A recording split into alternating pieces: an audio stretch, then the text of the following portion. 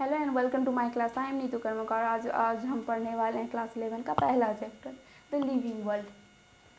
तो ये पूरा चैप्टर ही एक इंट्रोडक्शन ये है चैप्टर है जो कि बाकी के 3 चैप्टर जो है और उसमें क्या क्या है उसको इंट्रोड्यूस करता है। ये चैप्टर उसमें डीपली दिया हुआ है, बाकी 3 में इसमें बस इंट्रोड्यूस किया गया है कि वो क्या क्या है। तो सबसे पहले हम देखते हैं कि इस चैप्टर में हमको क्या क्या पढ़ना होगा, क्या क्या टॉपिक है। इसमें सबसे पहले है व्हाट इज़ लिविंग, देन है बायोडाइवर्सिटी, फिर है बायोनोमियल नोमेनक्लेचर, फिर टैक्सोनॉमी, फिर सिस्टमैटिक्स, फिर taxonomy hierarchy and then mind map. Mind map सबसे इंटरेस्टिंग है जिसमें कि हम बताएंगे कि मैप के थ्रू से हम कैसे इसको माइंड में रख सकते हैं, पूरे चैप्टर को कैसे हम मैप से याद कर सकते हैं। तो ये जो है सबसे शॉर्टकट ट्रिक होगा जिसको कि हम इस चैप्टर को माइंड में रख सकते हैं। तो एक बार हम पूरे इस पर देख लेते हैं कि ये है क्या चीज़, कैसे कैसे ये क्यों ये सब टॉपिक लिया गया है। तो सबसे पहले व्हाट इज़ लिविंग, मतलब लिविंग है क्या। अगर हम सोचिए कि हम किसी ऑर्गेनिज्म को देख रहे हैं कि वो, तो हमें सबसे पहले मेरे माइंड में अगर कोई क्वेश्चन आएगा तो यही आएगा कि ये है क्या चीज़। सबके मन में सबसे कुछ भी देखने के बाद ये क्वेश्चन ही आता है। अगर हम उसको नहीं पहचान रहे तो वो है क्या चीज़। तो जो कि हम यहाँ फर्स्ट चैप्टर में है और हम कुछ नहीं जान, सोच लीजिए हम कुछ नहीं जानते हैं, तो सबसे पहले हम क्या देखेंगे कि लिविंग है क्या चीज़। तो जब हम देख लिए कि चलिए वो कुछ है तो उसको हम फिर कंपेयर करते हैं लिविंग। इसमें हम जान लेंगे कि लिविंग को कैसे पहचाना जा सकता है। पहचान लिया उसको, फिर हम उसको डाइवर्सिटी में क्या करेंगे, कंपेयर करेंगे अलग अलग जीव से कि वो कैसे एक दूसरे से सिमिलर है और कैसे एक दूसरे से अलग हैं। जैसे कि हम बायोडाइवर्सिटी किसको बोल सकते हैं, एक एरिया है जिसमें अलग अलग ऑर्गेनिज्म हैं, बहुत सारे ऑर्गेनिजम्स, और अपने अपने लाइफ अपने तरीके से जी रहे हैं सब। तो हम उसको कंपेयर करेंगे तभी तो हमको पता चलेगा ये किस टाइप का ऑर्गेनिज्म है। लिविंग तो हमको पता चल गया कि चलिए लिविंग है, लेकिन वो कौन सा लिविंग है, कैसा है। जैसे अगर हम किसी ह्यूमन के बच्चे को देख रहे हैं, कोई बच्चा है, तो हम उसको कैसे पता करते हैं कि ये अच्छा ह्यूमन का ही है, क्योंकि हम उसको उसका फिजिकल करेक्टर ह्यूमन जैसा पा रहे हैं कि उसके में भी हाथ है, 2 पैर है, वो भी देख सकता है, वो ह्यूमन जैसा दिख रहा है, तो वो क्या है, इसीलिए हम उसको ह्यूमन बोले। तो बायोडाइवर्सिटी में हम कंपेयर करते हैं कि वो किससे मैच हो रहा है। चलिए मैच कर लिए, पता चल गया कि वो इंसान ही है, फिर भी तो हम उसको इंसान बोल के बुला नहीं सकते हैं, बहुत सारा इंसान है, नेमिंग करना ज़रूरी होता है उसका भी। तो फिर हम बायोनोमियल नोमेनक्लेचर में उस ऑर्गेनिज्म को फिर नेम देंगे। नेम कैसे देंगे, अब हम जैसे कोई रीता मीता तो नाम दे नहीं सकते हैं उसको नाम देने के लिए उसका एक रूल है। उस रूल को हम बाइनोमियल नोमेनक्लेचर में पढ़ेंगे कि उसको नेमिंग कैसे किया जाता है। देन टैक्सोनॉमी में हम उसका ग्रुपिंग करेंगे, नेमिंग करने के बाद हम उसको ग्रुप में करेंगे। जैसे कि अगर हम किसी बच्चे को नाम देते हैं ह्यूमन में तो फिर उसको क्लास में डालना ही होता है, फिर उसको वो एक क्लास में एक ग्रुप में पढ़ता है, उसी तरह टैक्सोनॉमी में ग्रुप देंगे। और सिस्टमैटिक्स में हम ये पढ़ेंगे कि वो कहाँ से आया, पूरा लिस्ट, पूरा उसका स्टोरी। अच्छा, पहले हम उस इंसान को देखे, फिर उसको पहचाने, कंपेयर किए, फिर नेमिंग दिए, लेकिन वो इंसान आया कहाँ से वहाँ।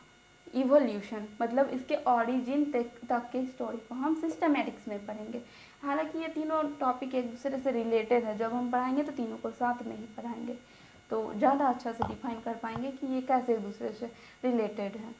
फिर सिस्टमैटिक्स तो ये हो गया कि ये उसका एवोल्यूशन थ्योरी बताए, उसका इवोल्यूशन पूरा स्टोरी बताएगा। फिर टैक्सोनॉमी हायरार्ची ग्रुपिंग कैसे करेंगे, एक पूरा स्कूल भी एक ग्रुप है, एक क्लास भी एक ग्रुप है, तो उसको कैसे हम बता सकते हैं कि ये ग्रुपिंग कर रहे हैं तो ये ग्रुप कैसा है। तो large to small and small to large ये ग्रुपिंग बताता है। ग्रुपिंग का ये कैसे किया जाता है वो है ये taxonomy hierarchy. Then mind map तो वो याद करने का बस तरीका है। तो चलिए फर्स्ट वाला ये पढ़ते हैं, व्हाट इज़ लिविंग।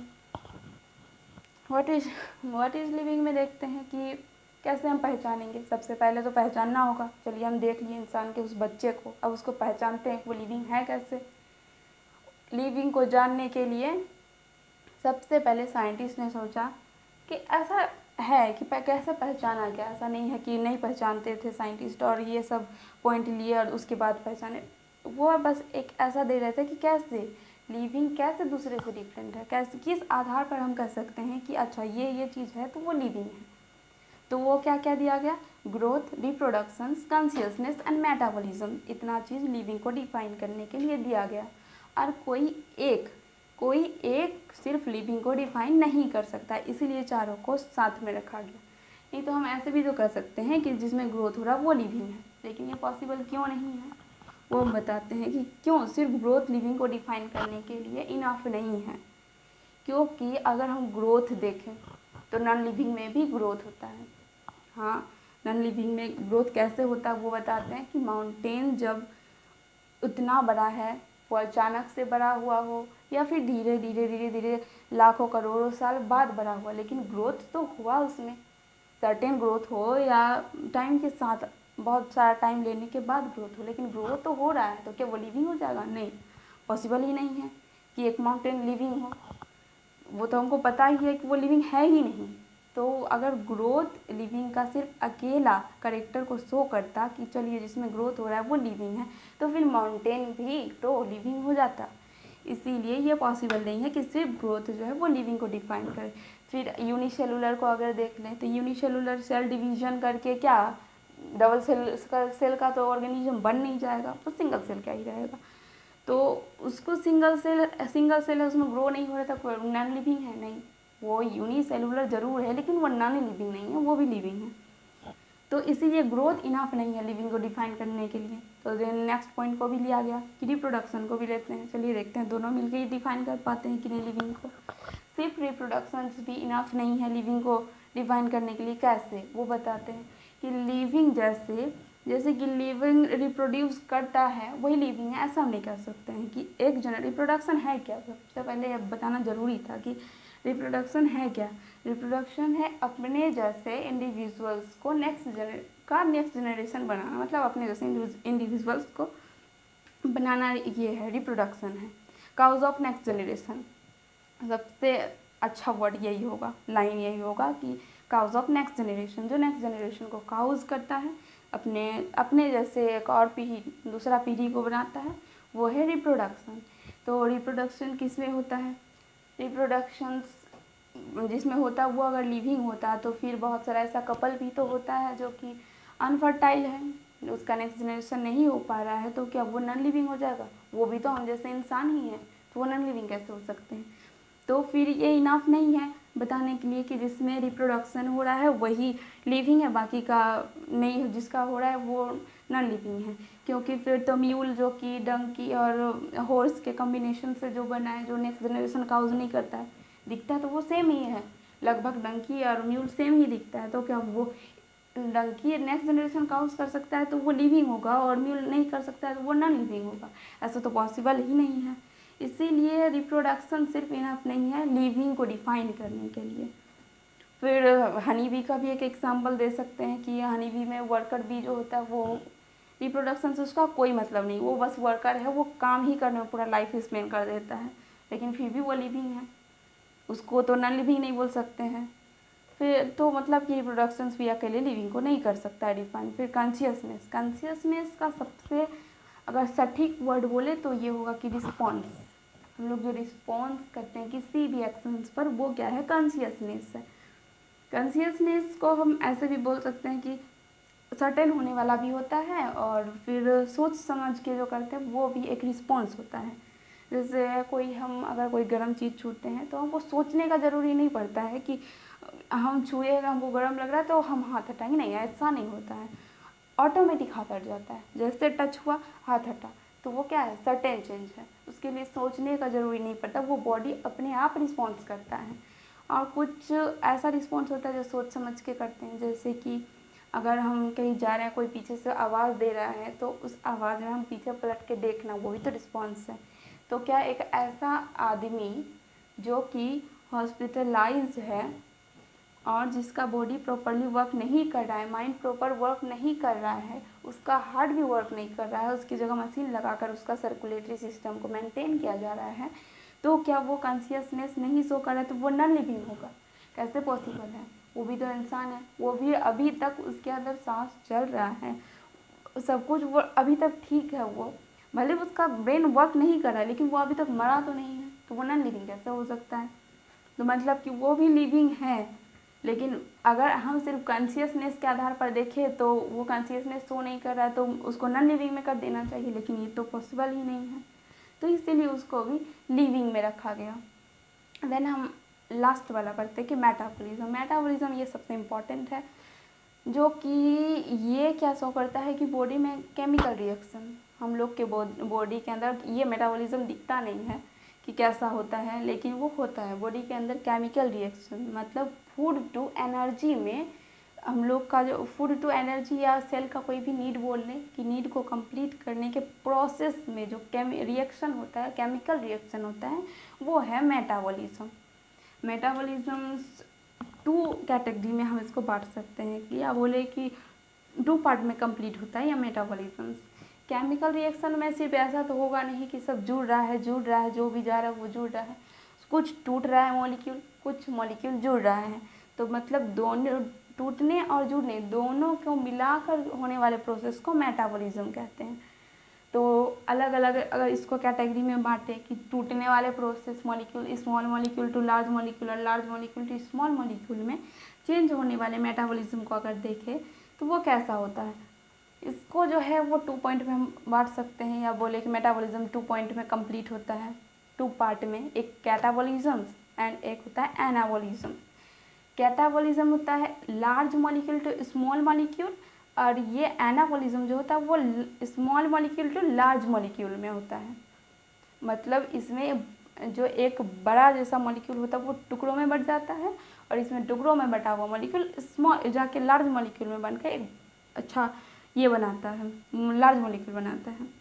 अब इसको अगर हम एग्जाम्पल के थ्रू समझाएंगे तो ज़्यादा आप रिलेट कर पाइएगा कि कैसे होता है मेटाबॉलिज्म। जब हम खाना खाते हैं, फूड हम लोग जो खाते हैं वो किस लिए खाते हैं, ताकि हम लोग को एनर्जी मिले, सेल का नीड कंप्लीट हो, हम लोग चल पाएँ, अपना वर्क प्रॉपर्ली कर पाएँ।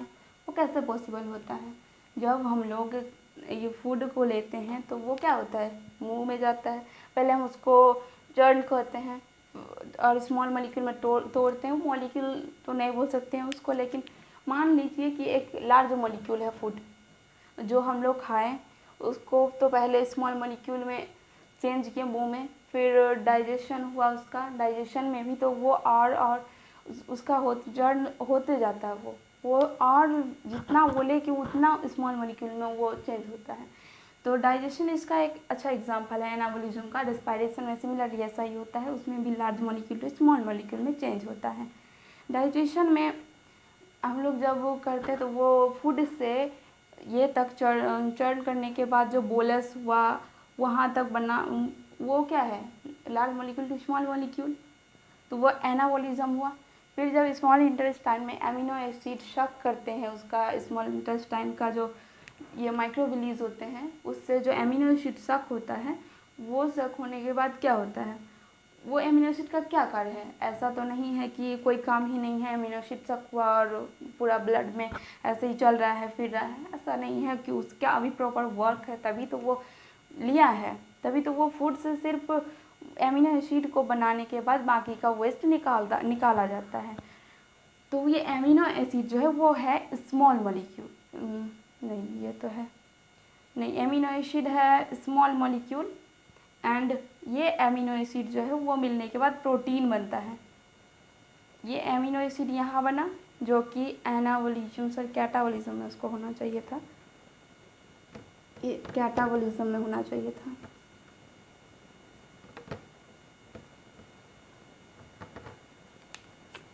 जो large molecule to small molecule में चेंज होता है वो है एमिनो एसिड, इसमें बनता है, इसमें फूड टू एमिनो एसिड बना, फूड टू एमिनो एसिड बना। और ये जो small molecule to large molecule है ये है 20 amino acid, 20 amino acid to protein. मान लीजिए आपके बॉडी के सेल को प्रोटीन का नीड है, बहुत आपके बोन के सेल्स को भी प्रोटीन का नीड है, तो वो कैसे बनेगा, कैटाबॉलिज्म में जो ये मान लीजिए फूड है, ये एमिनो एसिड बना जो कि माइक्रोविलीज से सक किया गया स्मॉल इंटेस्टाइन के, ये एमिनो एसिड 20 एमिनो एसिड आपस में मिलकर प्रोटीन बनाता है जो एक लार्ज मॉलिक्यूल है जो कि सेल के नीड को पूरा करता है। तो इस पूरे प्रोसेस को हम कहते हैं मेटाबॉलिज्म्स। ये आई थिंक इतना सही इनफ है इसको व्हाट इज़ लिविंग को डिफाइन करने के लिए। क्योंकि इससे ज़्यादा डीप दिया हुआ है भी है नहीं एनसीईआरटी बुक में, क्योंकि हर चीज़ को फिर से डिफाइन किया गया है एक अलग अलग चैप्टर में। जैसे सेल जब हम लोग पढ़ेंगे उसमें मेटाबॉलिज्म बहुत डीपली दिया गया है, तब हम लोग पढ़ेंगे। ये चूँकि हम पहले ही बोले कि ये इंट्रोडक्शन क्लास है, बस लिविंग वर्ल्ड का इंट्रोडक्शन चैप्टर है जो कि ये, इसीलिए इसमें इससे ज़्यादा डीप पढ़ने की ज़रूरी नहीं है। जितना सा इसमें इंपॉर्टेंट पॉइंट था वो सब हम इसमें पढ़ा देंगे। तो चलिए अब नेक्स्ट पॉइंट हम पढ़ाते हैं बायोडाइवर्सिटी। बायोडाइवर्सिटी अब पढ़ाते हैं कि पहला तो हो गया कि what is living, second point जो कि है बायोडाइवर्सिटी, तो उसको कंप्लीट कर लेते हैं। ये बहुत ज़्यादा लार्ज टॉपिक नहीं है, बहुत सिर्फ इंट्रोडक्शन है इसका थोड़ा सा कि ये है क्या चीज़। क्योंकि फिर हम लोग को जो बाइनोमियल टैक्सोनॉमी ये सब में जो पढ़ना है वो क्या है, उसका कंपेयर ग्रुप ही है उसका, कि ग्रुप में हम उसको कंपेयर ही करेंगे। ऐसे बायोडाइवर्सिटी में है क्या चीज़ वो अब देख लेते हैं, मेनली मेन पॉइंट सब। सबसे पहले अगर बायोडाइवर्सिटी देखें तो बायोडाइवर्सिटी वो है कि एक क्या बोले, एक अच्छी जगह, एक कुछ जगह एरिया है, जैसे कि फॉरेस्ट हो गया, तो फॉरेस्ट में जो एनिमल का वेरियस टाइप का एनिमल है वो क्या है, वहाँ का डाइवर्सिटी है। वो जैसे कि अगर ये मानिए एरिया है, इस एरिया में जितने भी ऑर्गेनिज्म पाए जाते हैं वो इस जगह का डाइवर्सिटी है। मतलब कि अगर इसका हिंदी भी यही होता है कि जैव विविधता, अलग अलग टाइप का ऑर्गेनिजम्स एक पर्टिकुलर एरिया में पाया जाता है, तो वो उस एरिया का डाइवर्सिटी होता है, ऑर्गेनिज्म का डाइवर्सिटी होता है। मान लीजिए कि अगर ये फॉरेस्ट है, अगर इसको हम फॉरेस्ट माने तो इसका डाइवर्सिटी क्या होगा, इसका डाइवर्सिटी होगा कि इसमें एनिमल सब टॉप कंज्यूमर्स होंगे, एंड जैसे कि टाइगर होंगे, लायन होंगे, डियर होंगे, स्मॉल इंसेक्ट भी होंगे। तो इंसेक्ट से लेकर टॉप कंज्यूमर तक जितनी भी वेरियस टाइप की स्पेसीज पाए जाएंगे वो उस जगह का ये होगा, बायोडाइवर्सिटी होगा वो इस एरिया का। इसी टाइप का अगर हम सिमिलरली अगर फॉरेस्ट ना देखकर एक पॉन्ड को देखते हैं तो वो भी उस पॉन्ड का बायोडाइवर्सिटी होगा, जो कि उस पॉन्ड में पाए जाने वाले वेरियस टाइप के ऑर्गेनिज्म होंगे, वो उस पॉन्ड के वेरियस टाइप्स के ऑर्गेनिज्म मिल के पॉन्ड के बायोडाइवर्सिटी को शो करेंगे। तो ऐसे एक ऐसा बोल सकते हैं एक लाइन की एक पार्टिकुलर जगह में ऑर्गेनिज्म के डिफरेंसेस को ही बायोडाइवर्सिटी बोलते हैं। बायोडाइवर्सिटी में ऐसा है कि ये एक ग्रीक वर्ड है, जो कि कॉन्सेप्ट जो है वो बायोडाइवर्सिटी का वो W.G. रोजन ने 1985 में दिया, W.G. रोजन। लेकिन ये टर्म जो है वो दिया गया एडवर्ड विल्सन के द्वारा, जो कि 1988 में दिया गया। और इंडिया जो है वो बायोडाइवर्सिटी में 7% कंट्रीब्यूशन देता है, 7% ही है उसका कंट्रीब्यूशन। ऐसा ये बहुत लार्ज नंबर है, ऐसा नहीं है कि स्मॉल है। 7% पूरे वर्ल्ड में कम नहीं है, मतलब बहुत अच्छा कंट्रीब्यूशन ही दे रहा है इंडिया। अगर एनिमल की बात करें तो जैसे कि एनिमल, इंसेक्ट, प्लांट, हम फॉरेस्ट में तीनों को अलग अलग नहीं कर सकते। अगर हम फूड चेन के बारे में बात करें कि फूड चेन क्या होता है, वो फूड चेन एक ऐसा है जिसमें टॉप कंज्यूमर्स होता है एंड लास्ट में जो होता है ऊपर टॉप कंज्यूमर्स, एंड जो स्मॉल एनिमल्स ही होता है वही है उसके फूड चेन के सबसे नीचे में। लेकिन ये जो ये है बायोडाइवर्सिटी है, इसमें सिर्फ किसी एनिमल्स के टॉप कंज्यूमर्स या स्मॉल कंज्यूमर्स के बारे में नहीं दिया गया है, ये दिया गया है कि स्पेसीज़, कितना स्पेसीज़ पाया गया है, कितना वेराइटी का, चाहे वो प्लांट हो, इंसेक्ट हो, एनिमल हो, वो मैटर नहीं करता है। मैटर करता है कि कितना लिविंग, क्योंकि हम लोग लिविंग वर्ल्ड पढ़ रहे हैं, तो कितना लिविंग है इस फॉरेस्ट में, इस चाहे वो प्लांट, इंसेक्ट, एनिमल कुछ भी हो, वो उसके डिफरेंसेस को, उसके वेराइटीज़ को ही हम बायोडाइवर्सिटी बोलते हैं। एनिमल का जो है पूरे वर्ल्ड में, ये तो सिर्फ इंडिया का बात हुआ कि चलिए इंडिया जो है वो कंट्रीब्यूशन 7% करता है, एंड एनिमल जो है वो 1.25 मिलियन वर्ल्ड में कर रहा है। ये इंडिया की बात नहीं हो रही है, ये हो रही है वर्ल्ड के बारे में। ये इतना स्पेसीज पाया जाता है एनिमल्स का, 1.25 मिलियन। इंसेक्ट पाया गया है 1.025 मिलियन, एंड प्लांट 0.5 मिलियन। और पूरे वर्ल्ड में ये जो एनिमल, इंसेक्ट इन टोटल में अगर करें तो 1.7 to 1.8 वर्ल्ड में ये बायोडाइवर्सिटी ऐसा होता है, लेकिन ऐसा अभी भी बहुत सारा ऑर्गेनिज्म है जो कि खोजा ही नहीं गया है। हर चीज़ को तो हम देख नहीं सकते हैं।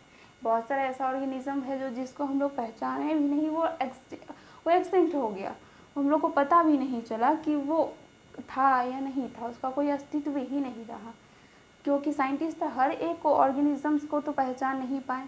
कुछ को हो सकता है कि वो देखे ही नहीं, जान ही नहीं पाए और वो ख़त्म हो गए। तो डाइवर्सिटी में जितना जान पाए उसके हिसाब से ये पॉइंट इनफ है इतना सा जानने के लिए इसमें क्या क्या होता है। और बाकी का बायोडाइवर्सिटी में रिलेटेड हम बाकी के चैप्टर्स, बाकी के टॉपिक में करते रहेंगे कि कैसे बायोडाइवर्सिटी से ये रिलेटेड है। इतना पॉइंट इसके लिए इनफ है। And thank you so much. आज की वीडियो के लिए बस इतना ही। बाकी का हम ये तीनों टॉपिक एक साथ पढ़ाएंगे और एक में बाइनोमियल नोमेनक्लेचर आई थिंक अलग पढ़ा देंगे। तो thank you and like share subscribe, ताकि आप लोग को नोटिफिकेशन मिलते रहे और आप लोग नेक्स्ट वीडियो देखते रहें। Thank you.